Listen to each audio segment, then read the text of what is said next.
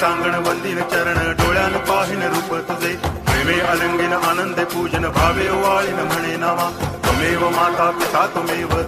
बंधुश्च सखा त्वमेव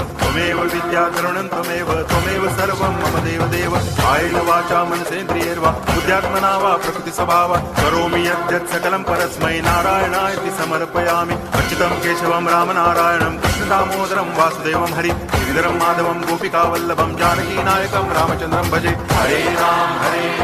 राम राम हरे हरे हरे कृष्ण